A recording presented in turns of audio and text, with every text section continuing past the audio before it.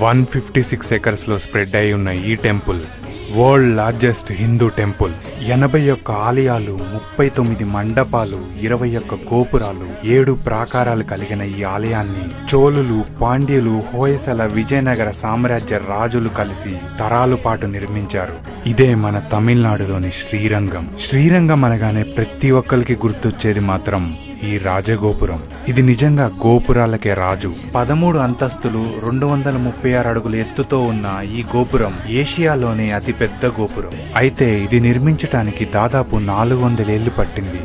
ఇంత అద్భుతంగా కలియుగ వైకుంఠంగా పిలువబడే ఈ ఆలయానికి ఒక విషాదమైన చరిత్ర కూడా ఉంది. 13th సెంచరీలో అల్లావుద్దీన్ ఖిల్జీ జనరల్ అయిన మాలిక్ కఫూర్ ఈ గుడిపై దాడి చేశాడు. ఇక్కడి భక్తులు, పూజారులు ఉత్సవ విగ్రహాన్ని తిరుపతిలో దాచి వీరిపై పోరాడారు. అలా గుడి మొత్తం రణరంగంలా మారి దాదాపు 13,000 మంది హిందువులు మరణించారు. ఇక్కడితో ఆగక మాలిక్ కఫూర్ సైన్యం బంగారు విగ్రహం కోసం వెతకసాగారు. వీళ్ళని డైవర్ట్ చేయడానికి వెల్లాయ్ అనే దేవదాసి డాన్స్ చేస్తూ సైన్యాధిపతిని మాయ చేసి గోపురం పైకి తీసుకెళ్లి చంపుతుంది. తను కూడా అక్కడి నుంచి దూకి ప్రాణాలను అర్పిస్తుంది.